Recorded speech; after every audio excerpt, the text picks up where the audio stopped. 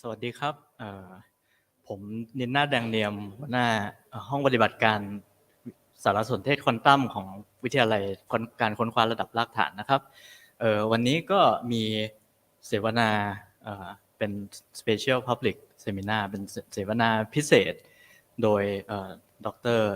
จิรวัฒน์ตั้งวณิธานนท์นะครับจาก QTFT ก็จิรวัฒน์ก็ศึกษาฟิสิกส์จากเคมบริดจ์แล้วก็ได้รับปริญญาเอกฟิสิกส์จากNational University of Singapore นะครับซึ่งเขาก็ทำโพสต์ดอกต่อที่นั่นนิดหน่อยจนกลับมาไทยแล้วก็เป็นco-founder แล้วก็ CEO ของ Quantum Foundation Technology Thailand นะครับซึ่งวันนี้เขาก็จะมาพูดถึงเรื่องการใช้ฟิสิกส์และคณิตศาสตร์ในชีวิตจริงนะครับ เชิญเลยครับ Okay, yeah, thank you. So let's do it on the whiteboard instead. I think. So I don't have a structured talk today, and so I guess it's gonna be quite like casual. You can feel free to interrupt and ask me anything to expand. Although because we work a lot with the industries, with our clients, some information are confidential, so I cannot say it on the live. But happy to talk to it after the live section. So if you're watching and you want to hear more interesting story, then you can come to this room. What room is this one? TA212. One of the next room. Right. So my plan for today is to kind of to share my experience and our team of working with the industrial problems. So our backgrounds are mostly physicists and mathematicians. So we have around 20 people now. 16 or 17 people are physicists and mathematicians, and we have like 2 software developments and other people. So the way we approach problem is really from the physics perspective. So physicists kind of dominate the mathematicians and the software engineer in our companies. And so the topic for today, I put it as using physics and maths in real life. And when I say real life, I think there are many aspects to that. You can say, well, there are like an obvious way to use physics in real life. For example, how you're gonna build the building, right? You need to know some physics of that. But today I hope to convey another story, which is kind of not that conventional way to think of the problems, but what you learn in physics can give you the interesting perspective on the problems, and it's something that we use to solve problems for our clients as well. So we've been working on many different industries, logistics, energies, manufacturing, and so on. But I find the simplest one to talk about is the logistics, because you don't need to know much of the details of the operation. Everyone knows logistics is a car that's moving around. And also one thing that you learn from logistics can be applied to other problems as well. So in real life, in this talk, I would mean real business operations. And let's say you own a logistic companies, you need to send your items to, let's say, 1,000 stores every day. How will you do that? It's quite a complicated problem. Imagine you are a driver in Bangkok, and let's say you have to go to 5 different places in one day in Bangkok. It's a nightmare, right? But for these logistic companies, sometimes one driver can drive to 40 stores a day.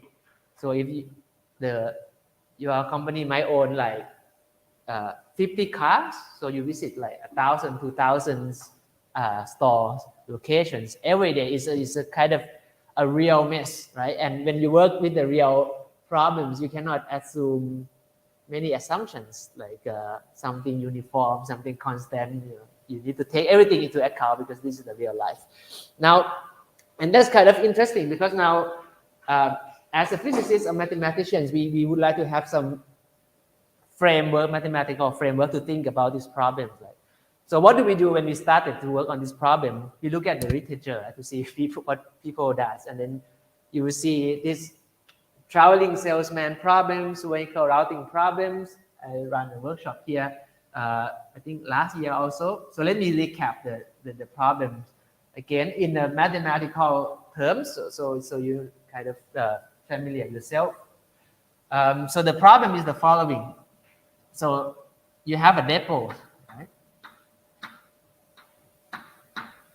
So here, and then you have some location that you have to visit to send the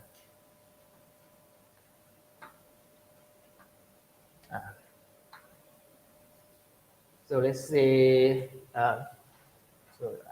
this is location I, right? And you are given a distance. So let's say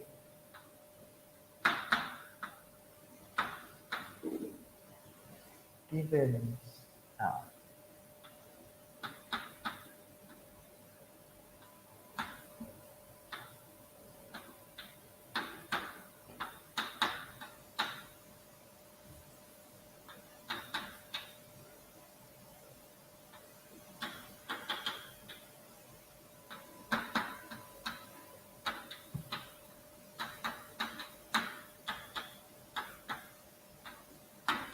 so you're given a cost of going from location I to J. So let's say this is location I, let's say in Bang Na, and then you have location J in, say, Punawiti, for example. And then you're given a cost Cij, which could be distance, for example. The longer the distance, the more fuel you need to use. The more fuel you need to use, the higher your cost, something like that. And suppose you need to visit all these locations, right? So you have to figure out the route. Or you also given the number of vehicles that you have.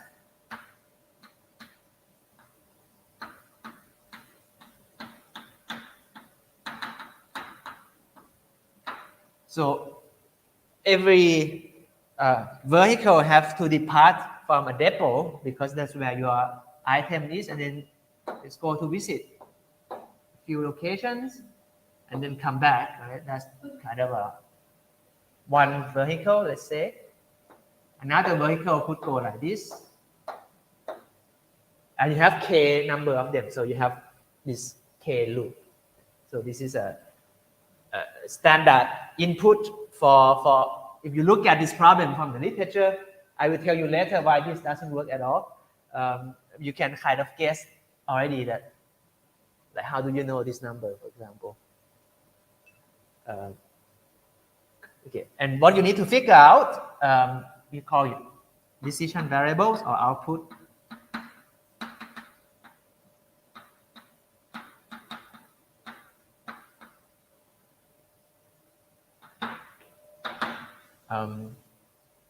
You need to figure out.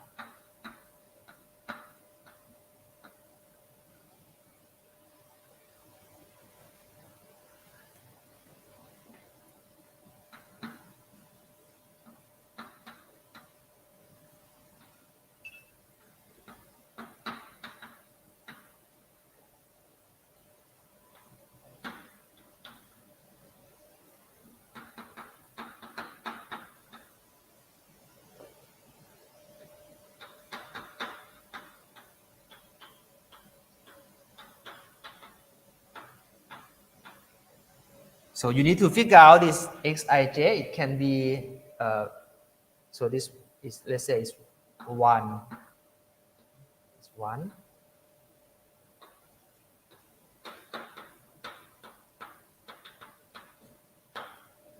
Right. So you define this variable on the edge.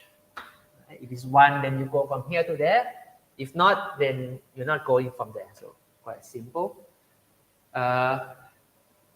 So then there are constraints.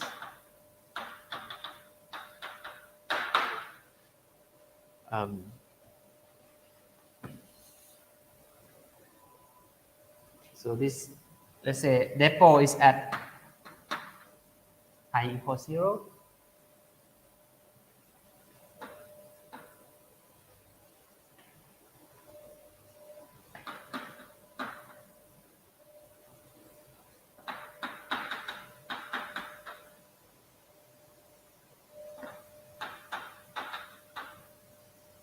All J in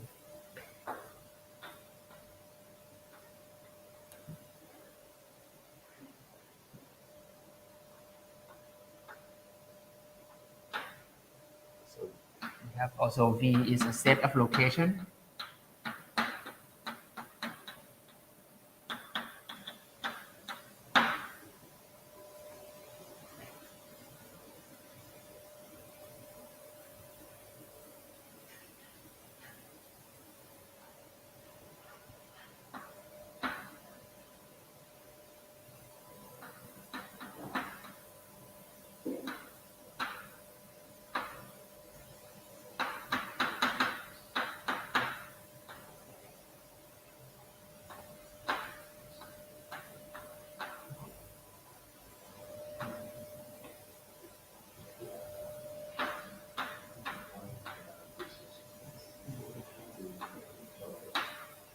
So basically, these two constraints just mean that for every locations, there must be one arrow that pointing into it, and there must be another arrow that pointing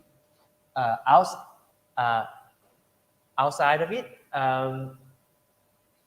In other words, every location must be visited.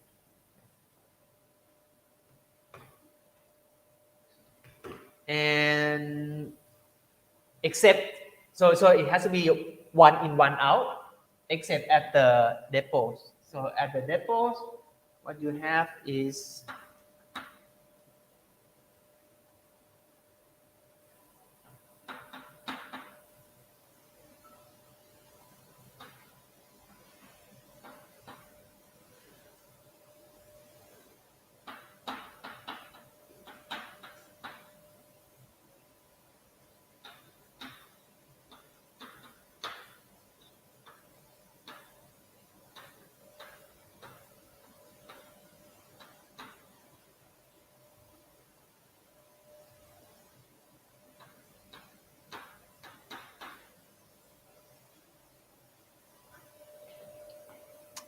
yeah, that's more or less it. So at the depots, it has to be the outgoing arrow has to be equal to the number of vehicles, and the incoming arrows have to be equal to the number of vehicles, because every vehicle must go to the depots and come back to the depot. So this kind of this is what is called a vehicle routing problems.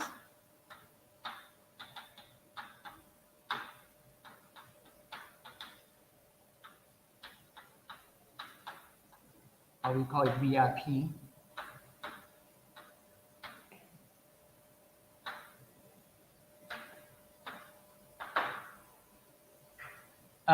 So this problem also known as linear integer problems. Linear integer programming.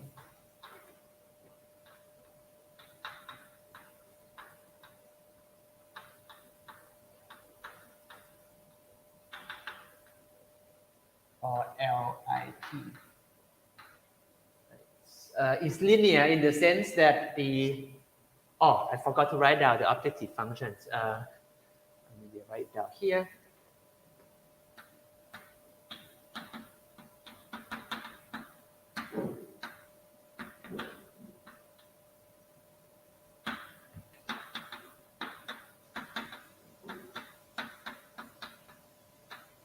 So the objective is to minimize the cost. So this problem is called a linear programming in the sense that this is a linear function and it's integer because xij has to be integer.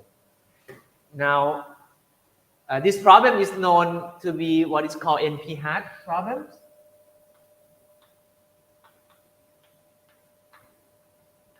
Which means it's not possible to use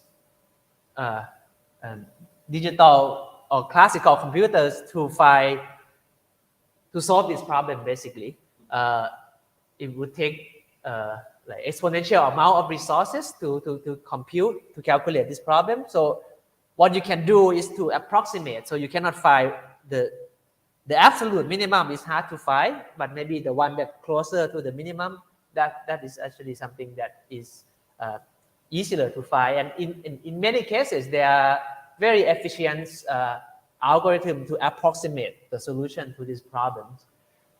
Now, it's kind of a quite interesting math problem as well, because if this is not integer, if this is just a continuous numbers, like real numbers from 0 to 1, then you can do kind of a gradient descent method. It's called simplex method to solve this very efficiently. But because it's the fact that this number becomes integers and there are a lot of constraints, this problem becomes very hard to solve. So if you look at the literatures over almost 100 years, there are so many techniques to solve these problems, and it can be very fancy, like you use the duality technique, so you redefine your variables, and then in the dual space you can kind of approximate the bound of the solution, and so on and so on. So there are many interesting techniques for the past 100 years also.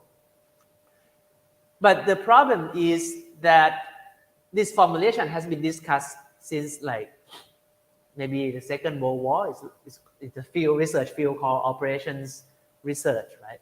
But if you look back at that time, we don't really have computers at that time.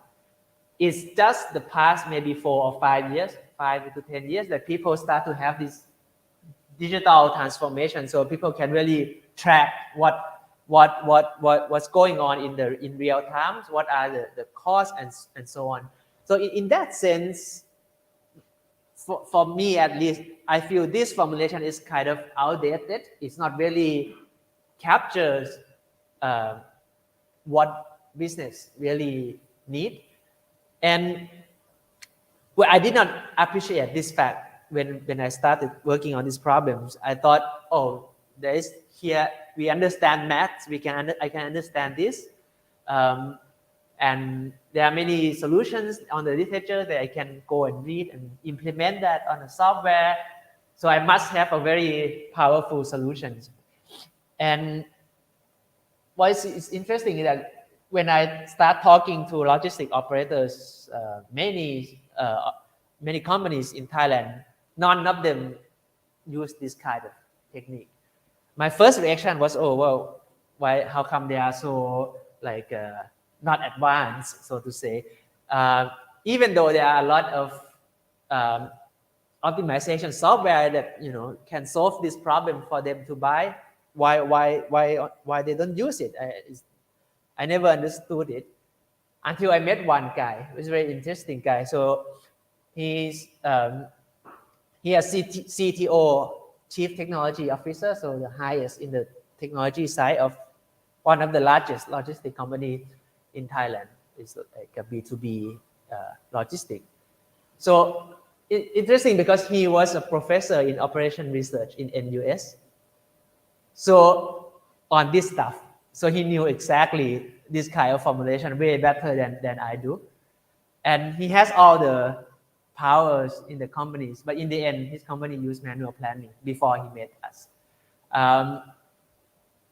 And so when I first met him, he kind of said this straight away, like, don't go this path, it doesn't work. And then he started to explain to us like why it doesn't work and what the reformulation should be. And it's quite a fun experience because for him, he was very excited to meet us. He said, finally, I find someone that can understand what I'm saying and can implement it. So he know what the solution should be in his head, but he doesn't know how. He doesn't have time to implement it because of the management workload. So and then he cannot talk these kind of things to software developers as well. You know, this is not something that software developers would understand. So it's quite interesting. So to solve this problem, the only group of people that can solve him is either mathematicians who understand this formula or physicists who kind of can do this and do programming at the same time. And so and in this case, for example, he actually tried all the solutions from in the market in a very systematic way. So let's say day one, they would use manual planning by his team, and then day two they would use the optimizer from whatever vendor, and then day three they back to manual planning, and then so and so they switch like this, and then they compare. It turns out to be the same, or sometimes the manual planning is even better. So he basically proved almost scientifically that manual is better than optimization.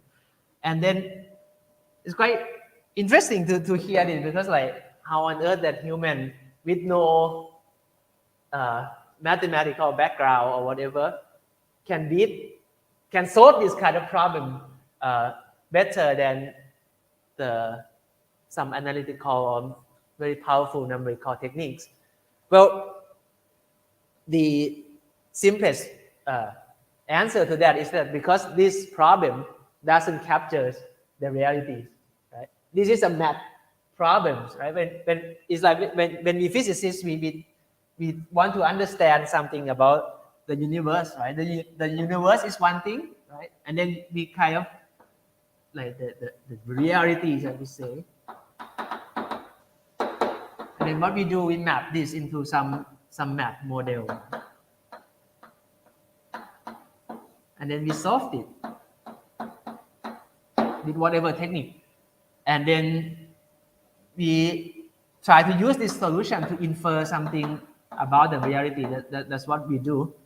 But if your math problem is oversimplified, then it doesn't matter how well you solve it. You're not gonna, affect the realities. Well, the first problem is that this is a static problem. There is no time in this. Or you can extend it into what is called vertical routing problem with time windows, in the sense that this guy say you have to arrive in the morning only, or this guy say you have to arrive 2 p.m. onwards, so and so. So you can add that time into this problem, but still, it's still kind of a static formulation. There is really no time-dependent variables in this formulation. And if you just think about Bangkok, it's impossible to ignore the time, right?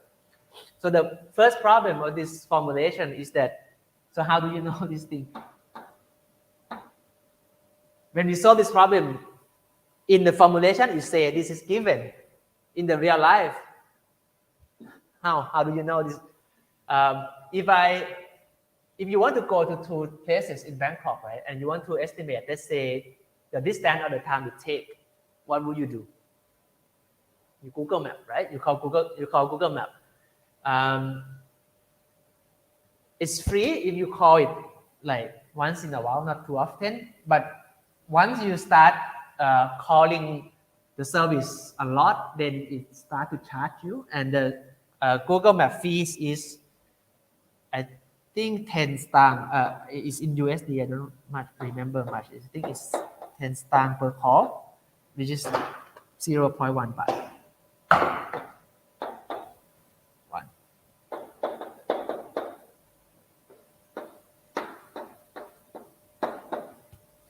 Actually, let me do a calculation here instead. Ui.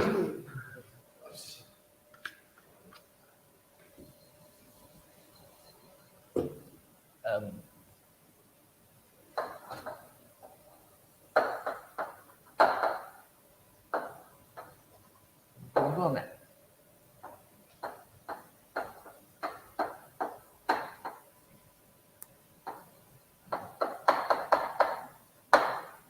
So how many times you need to call in order to get Cij is the number of location square, right? So let's say say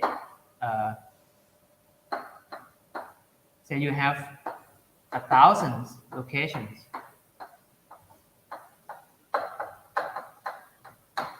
So the number of call is what 1,000 square, right? Multiplied by 0.1.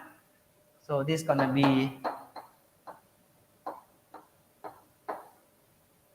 100,000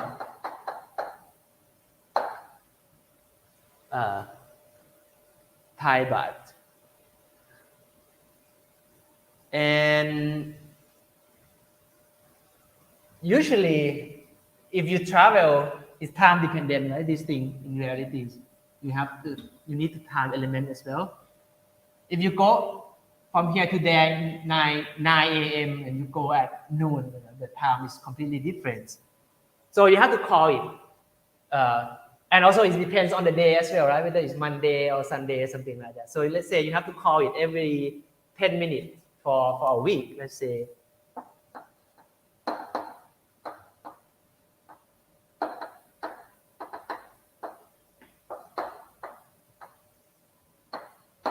For the whole week. So 1 week has 7 days.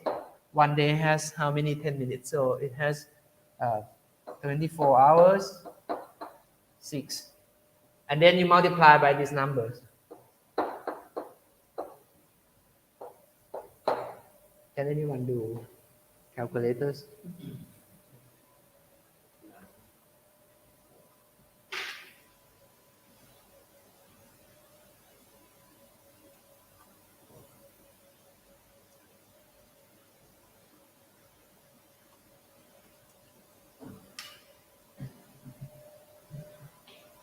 It's roughly 10 to the 9.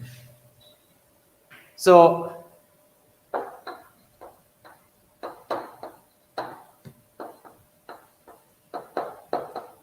if you divided these numbers by the number of locations, then this is around 1.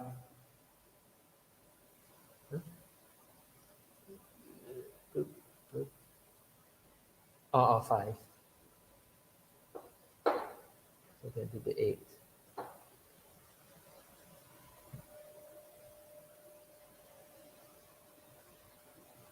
And then you divide it by this, so it's 10 to the 5. Roughly speaking. So the company would go bankrupt if they call this, right? Because if you send a parcel, let's say from Pistonolo to Bangkok, it's probably cost you, I don't know, 30 baht or something like that. But now the cost of calling this thing is like 10,000 baht. So no, you cannot call the Google Map. And actually, all the software in the market, they don't really use Google Map either. They use what is called let's say Manhattan distance. So there are Manhattan distance.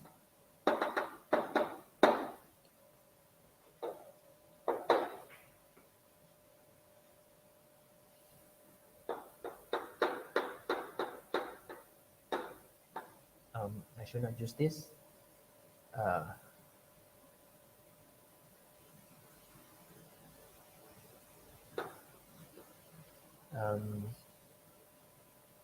What X is there? Well, I use anyway.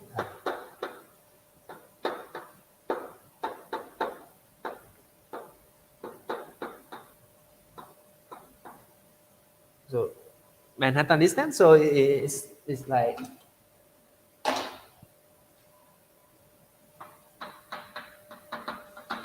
this. You can use Euclidean as well, but Euclidean is kind of unrealistic. It's like you tunnel through the building or something like that.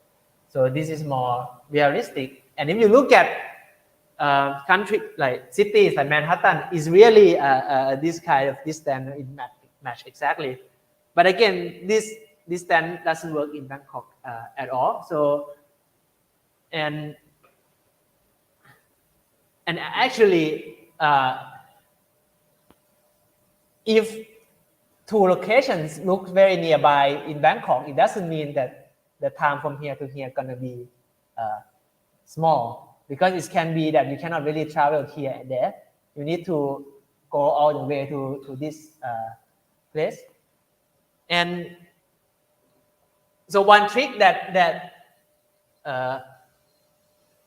people of this company that I mentioned can beat the optimizer is to the driver has a better knowledge of CIJ. He drives every day for these locations. So, for example, if you have let's say your location I is here, location J is here, it's a road here, and there is a very long U-turn. If you use a Google map, then your Google map might have to say you have to drive like this, something like that. But let's put the I here. But as the driver who actually go to that location, he might say, actually, I can just cross the road, just walk across the road, right? So actually, these two locations actually are one location. And that's already saved by a lot. So now in many cases, even the locations is hard to know, right? Not the distance between the location. Even the location is hard to know because imagine a letter, right? We write down an address by hand, and it can mess up. And actually, if you put that address into the Google map, around 10%, there is around 10% chance, according to our experience, that the location will mismatch by around half an hour. So instead of here, the Google map might say it's there, and here to there is 30 minutes. Now, because this variable is unknown, it caused the whole problem to this formulation. Because this formulation, you're trying very hard to get a very tight solutions, right? So in order to minimize this, your plan has to be super tight. The problem is, so it doesn't allow flexibilities. So if something change or there is unexpected traffic, then the plan that you come up with won't work anymore. So that's why no one really used these formulations, and then they resort back to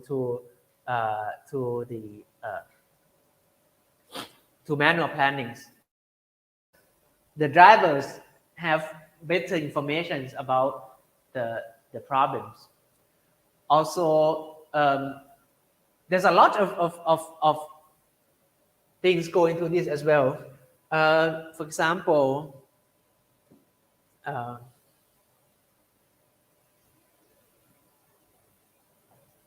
well, let's say just this variable, right? For us, it's just one variable, it's just one number, either 0 or 1. But in reality, this is someone's life,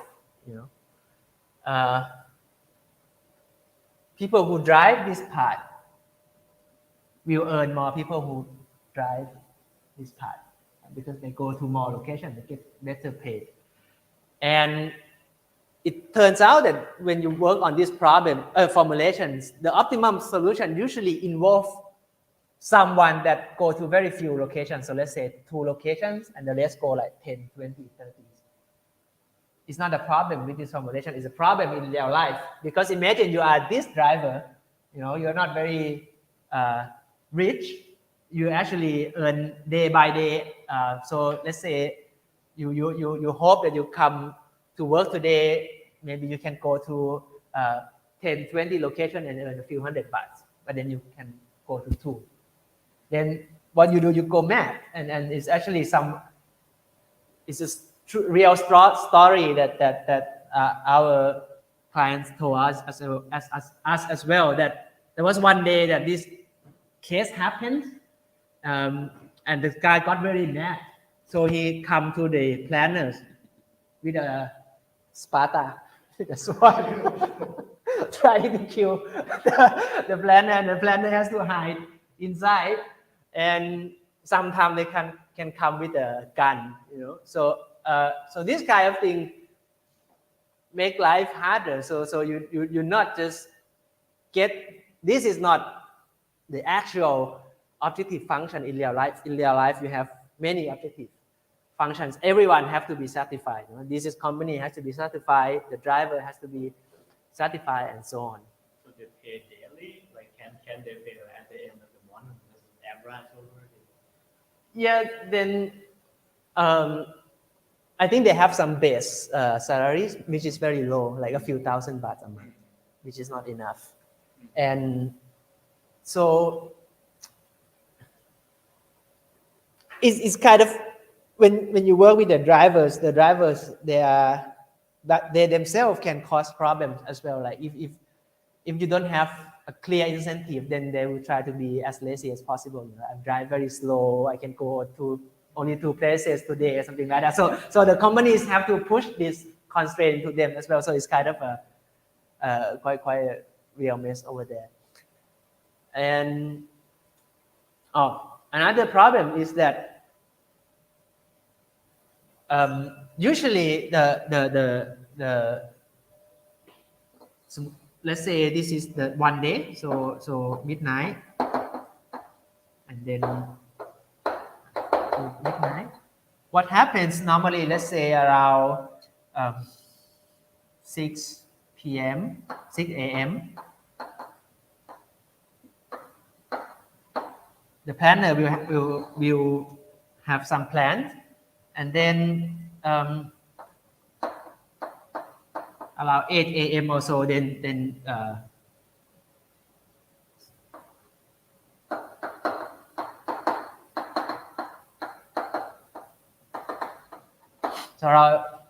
so you have some plan, and then they issue some plan to the driver, and then the driver start to drive at 8 a.m. for example, and then at the end of the day they come back, let's say 6 p.m.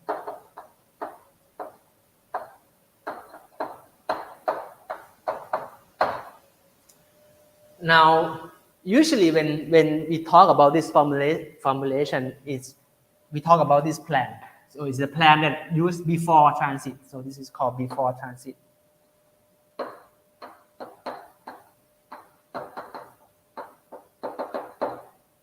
And this is inter-transit.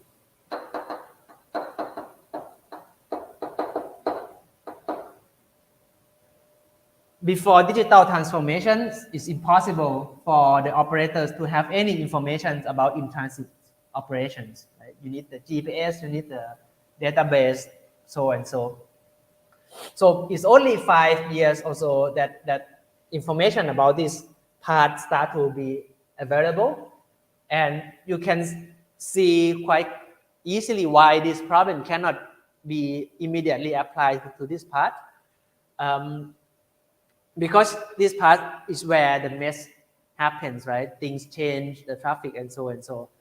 Now the problem with this is that, let's say there's some traffic changes and these numbers change. So let's say you can acquire by some technique.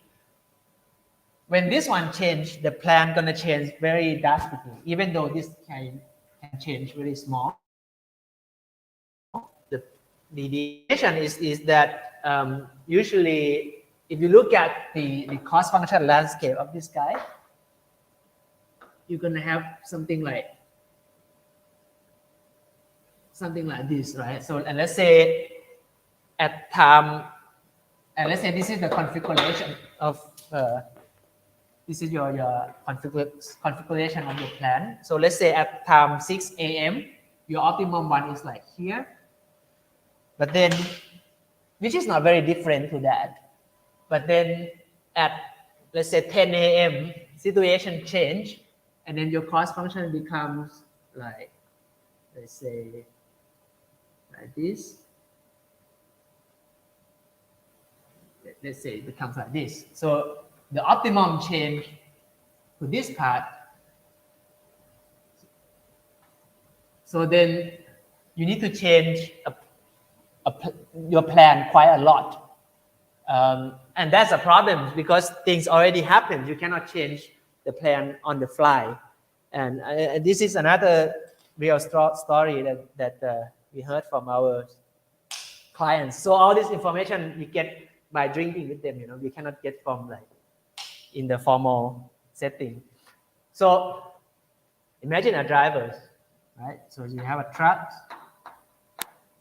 drivers here, and usually they will put a phone here. And this phone will have all the GPS and all the plan that the driver has to follow. And if you change the plan from here to there, then that information will just show up here. So your itinerary will switch the sequence, for example, which is technologically speaking looks fine. You just don't need to think. You just follow the route. The real problem is that in some cases, these drivers are quite old, so 50 years old, like almost 60 years old. They cannot see this far. So it's just there for decoration. So they remembers what the operator told them at 6 a.m. and that's it. You cannot communicate to them already when you drive, because imagine 60 years old driving and like something pop up on the phone, like what was going on. So the actual things that happen is that the operator have to call this guy if something changed. Right? Like you don't need to go there, you go there instead. Now is the problem, right? So let's say you want to change your plan at 10 a.m. You have, let's say, 1 planners or 2 planners, and you have 40 drivers, 40 trucks. You cannot call 40 drivers at the same time, right? And if you call them one by one, then by the time you get into the 40 driver, the first one have to change, something like that. So actually in real life, you can only make a few changes to the plan after it is being executed. Let's say 2 or 3 call maximum, or 1 maximum. So in that sense, the solution that you're looking for is not the most optimum one, but it's the most robust one. So let's say you might, instead of this one, in this case, you might prefer this solution instead, because when something changes, and when you change, maybe you change to here, instead of going too far. So that's kind of a thinking that we need to change this. So let me just delete this.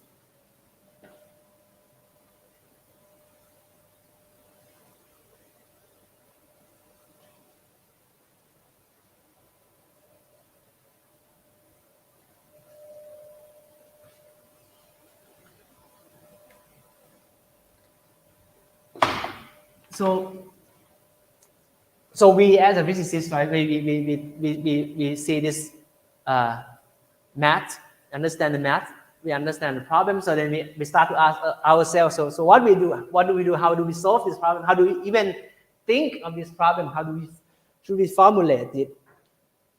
And it's not clear at all. We look at the literature, there's nothing in the literature to talk about this kind of problems. So we need to, and this is kind of the real conversation that happens. So we need to think of this problem as some physical problems, physical system. Right? So we have some physical system.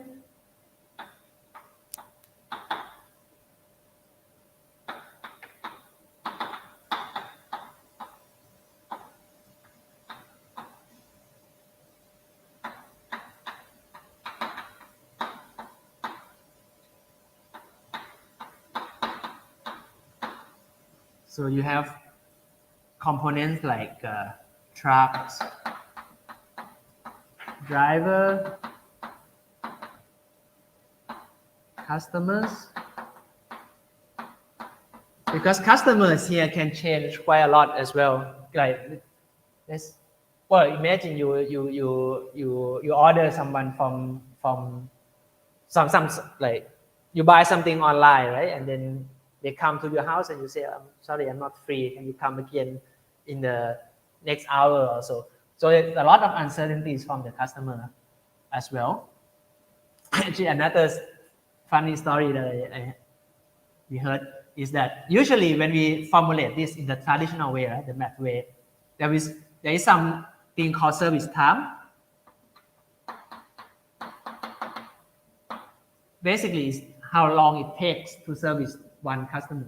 So usually they will put to 5 to 15 minutes. And when we talk to one company, they say, in reality, what is the longest service time I ever have? I say, an hour, 2 hours? No, 2 days. So like the realities can be, and if your service time is 2 days, then your problem is not really a vehicle routing problem. No, it's another problem already. That's quite funny. Okay. Now get back to this. So your trucks, your driver, your customers is a physical system, right? You can touch it. It's an object. Now, how do we understand something about this system? We make measurements, right? And in this case, your measurements can be, say, GPS.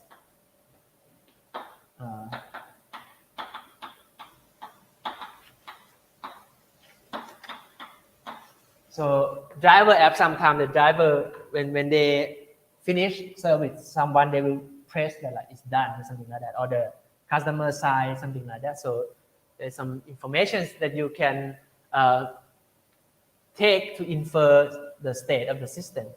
Now,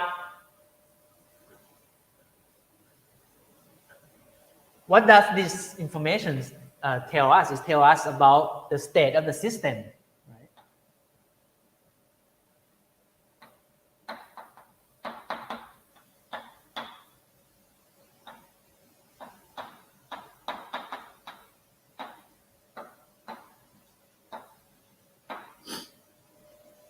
So when we talk about the state of the system, then we have to talk about state variables.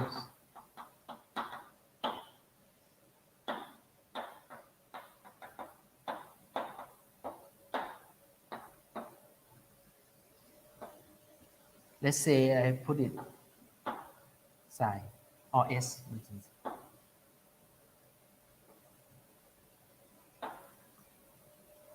And it contains some numbers.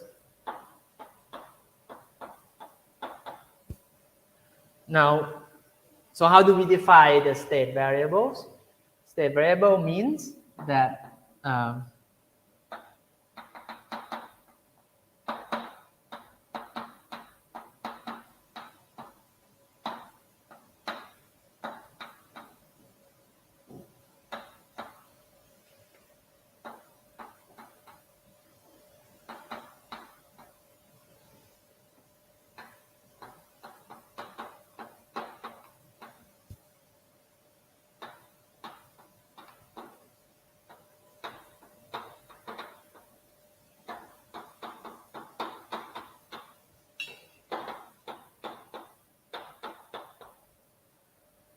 so what we learn in school is that if you know the state variables mean if you know these variables at time t equals 0, and if there's no external force, then you can know all the future behavior of this system. So then it forces us to think, so what are the external forces in this case that make this system uncertain, and what are the variables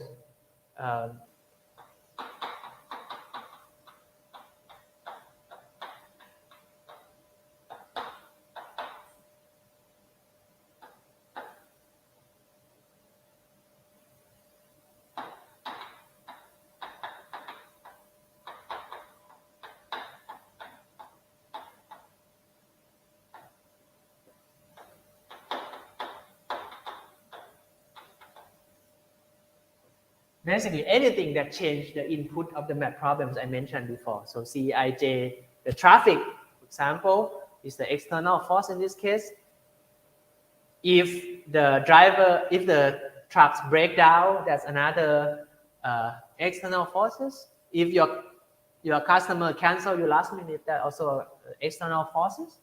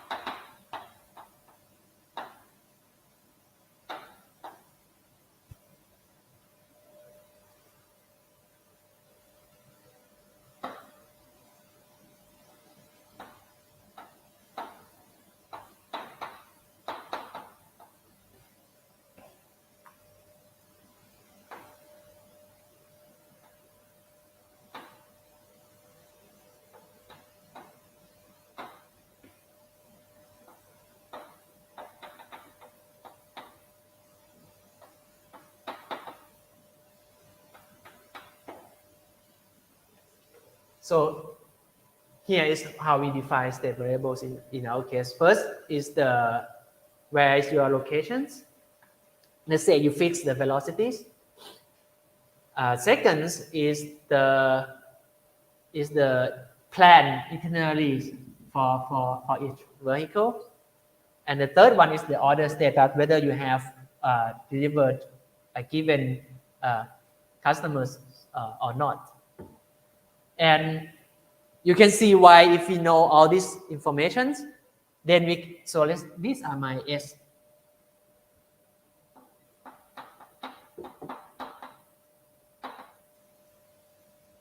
So it's kind of it's a vector of these entities. And at 6 a.m., right, if you know where your locations are, which you know is at your depot, you know all the plan for each vehicles, the order status is going to be 0 for everyone because you haven't sent anyone yet. And when you go to in transit, because there's no external force, and the driver just drive according to the plan, so every time step here, you will know the state, right? And so at this point, every Ri gonna be 0, and when you finish, every Ri gonna be 1, right? So in that case, I just write it here again. So you have 6 a.m. and 6 p.m.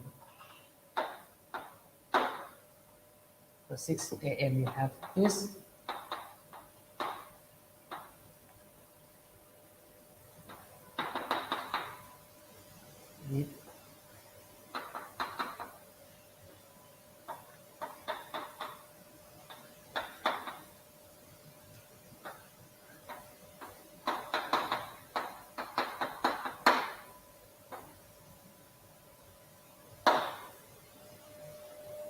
So you have a state that evolved from here to there deterministically. Interestingly, there is a constant of motion as well in this case, which is this guy. Right?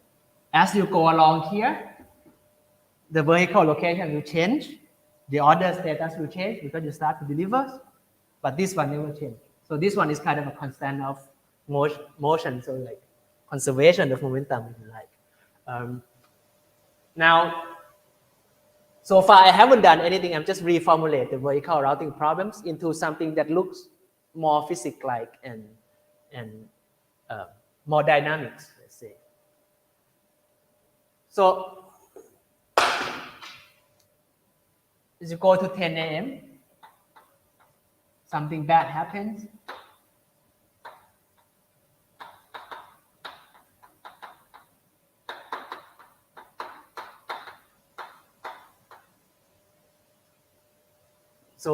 so you kind of have a force that disturb this state. So instead of going like this, then you kind of go out of your original plan. So what we like to do, we don't want to re-optimize the problem. We don't want to recalculate the vehicle routing problems. What we like to do, we want to do whatever it takes to bring it back to the state that we like, right? So in that sense, it's kind of like error corrections. Now,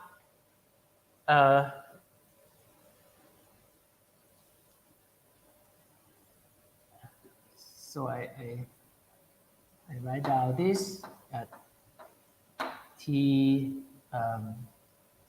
let's say. Let me just drop the X. So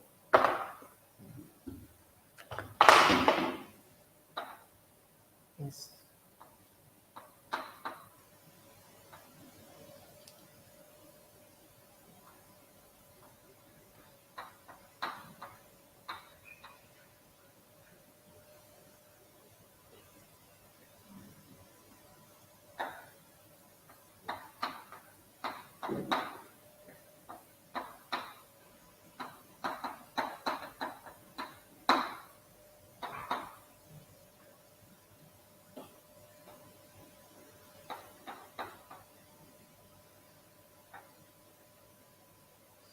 So what you like to do is you like to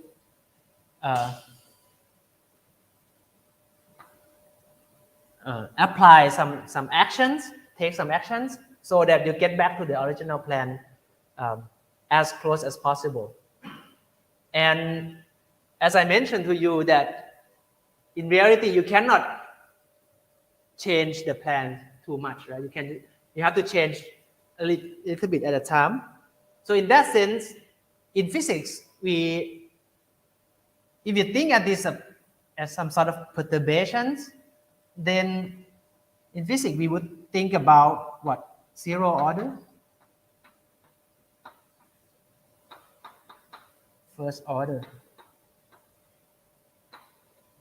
second order,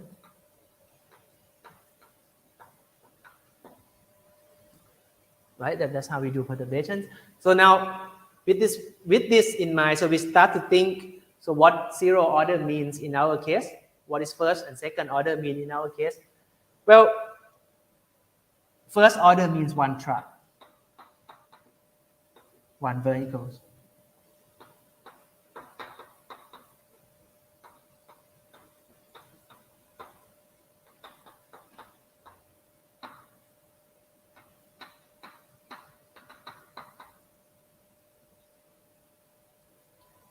And this zero vehicles means you solve this problem by ignore the customers. So let's say the vehicle is here, and the customer expect your service before 10 a.m. for example, and it's impossible for you. You can arrive only like at 11 a.m. let's say. So the zero order perturbation in this case is basically just ignore this, like I'm not gonna send you, bye, and just going to the next one. So in that sense, we're not changing any vehicle states of the problems. What does it mean by first order changing one vehicle? It means that instead of so let's say this guy let's say this need 10, this one need 9 a.m. here. That's the due time. And let's say you are here. The original plan is to go here first before go there. But if it's impossible, then you might need to change to go there first and then come here. So that's kind of a first order perturbations, which mean that you only change this part of the problem and the rest you keep it intact. The second orders mean you kind of do the switching. So instead of drive like this, you say, I cannot go to that in time, so I'm not going. I'm coming back. But then I ask my friends here to go instead. So that's the second order kind of perturbations. So the higher the order, the more optimum the solutions, but also the harder to implement in realities. So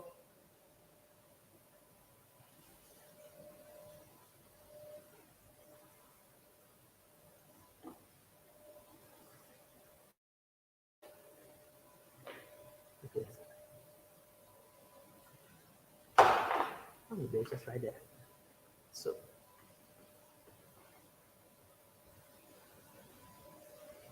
So what our solutions? So what as a system, we should tell all the options to the planners. So something bad happens, and then the system tell the planners that if you don't do anything, this will happen. If you do this, you can save here and there with that cost. If you do this, you can save here and there of that cost. So it's a suggestions that the system suggests to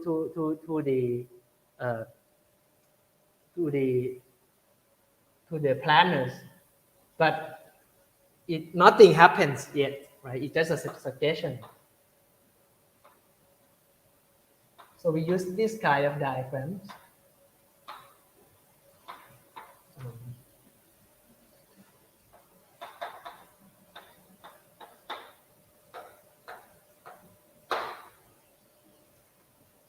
To represent kind of imaginary axis that there are three possible futures that you can take, and each future will have this and that consequence, and then we let the planner to choose what future they would like. So they might say, this customer is not that important, just ignore it, take this one.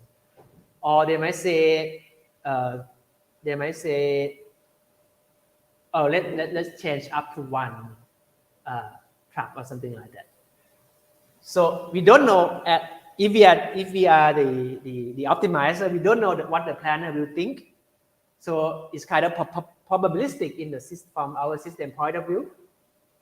But they're going to choose the realities, one of the three realities. Let's say they choose the first one, right? So then the first one here will become the reality. So it comes into the exit and then continue evolving. You can see pretty clearly what this inspire this kind of design, right? When in quantum mechanics, if we don't make the measurement yet, there are possible futures. Then we take the measurements, there is one futures that are coming out. So it's exactly that concept that we translated into these problems. So other bad things can happen, right, along the way.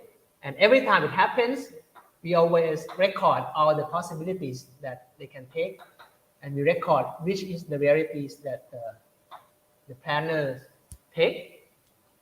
And this is actually implemented in our system. We're not just talking in terms of concept, we sell them with this kind of concept. Now, it's very useful because now it allows us to trace back what happens in the past. So let's say you finish the operations already, and then you want to do the analysis why some people did certain things. This gives the complete information. How is it related to the vehicle routing problem? So let's say if you take this, for example, you basically solve VRP with one vehicle. So in that sense, we did not disregard the math formula completely. It's still there, but it's used within this framework. And another research is this is not so. At the moment, what we provide to our customer is kind of up to first order. Second order is still in the R&D phase, but second order is kind of important because you need to choose which pair of the vehicles you would like to combine. And so we have a team, a small team, one or two people that working on using Cubo formalism to solve this problem. Basically, which of the two tracks that you should combine to give the second order. So Cubo stands for quadratically unconstrained binary optimizations. So this formalism is also known as quantum inspired.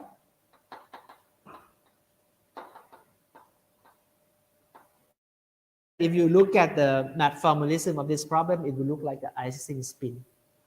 And a lot of quantum solver, quantum computers, they solve this problem. So we hope that by translating this into Cubo, then we can really apply quantum computing here.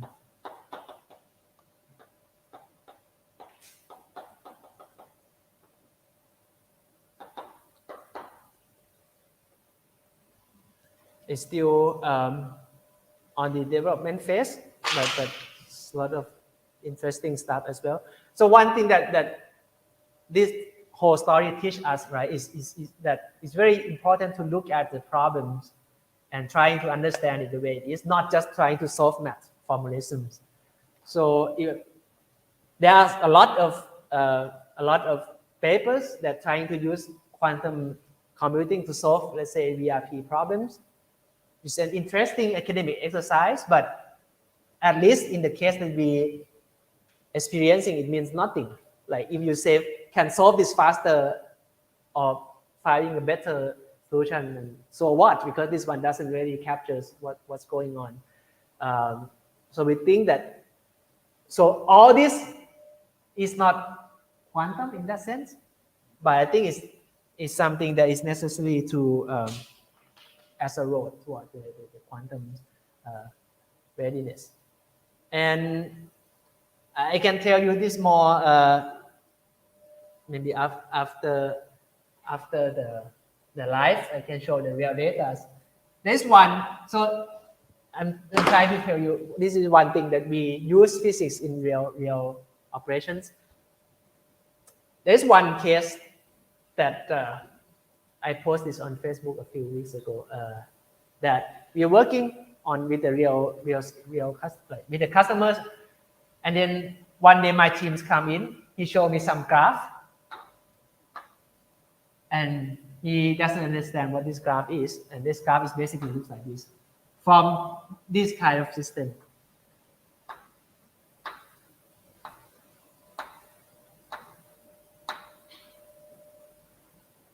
And if we are quantum physicists, we recognize straight away that this is level splitting, right? You have some, let's say, like two-level systems, and then it's coupled to some oscillators, and it's kind of start to spread out. So we see exactly these pictures are like, oh, what's going on? So we still don't know what's going on yet, but in this operation, the 2x is corresponding to type of delays.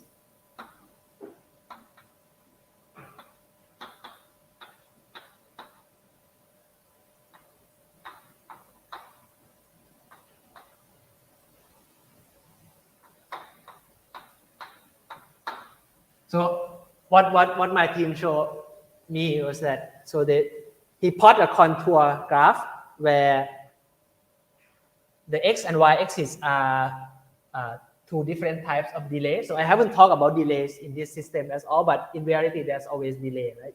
And there are many types of delays, like maybe the drivers come to the depots later than expected, or the customer is ready later than expected, something like that. So So let's say there are two types of delays, and the colors here represent some sort of business of the operations. So let's say if I take this point, for example, like with this delay and with that delay, this would mean that the operation is not so busy, like the drivers can handle it and so on. But if I take this delay, for example, then this graph would imply that there is a problem with the operation. Something is over capacitated and it cannot operate. So we plot this, and then it turns out to have this structures. Can talk more, but yeah, it's something that I also don't understand why we're seeing this. But it's not so unsurprising in the sense that actually the whole thing is a linear system. How much time did I spend? Oh, I think that's quite almost 1 hour. Yeah, maybe we can end there and then we can have the discussion after live.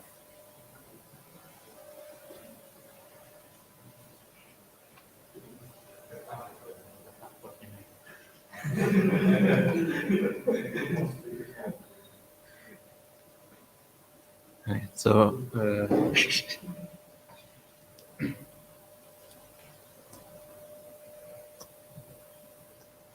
okay. Yes, so I think that's the really like public part of of the talk. So thank you for anyone who is watching on live online. So I think we'll switch to like the private discussion here. Yeah, and thank you, Dr. Jiravat, too. So let's...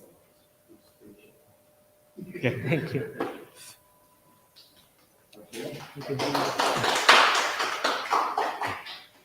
Okay. Yeah.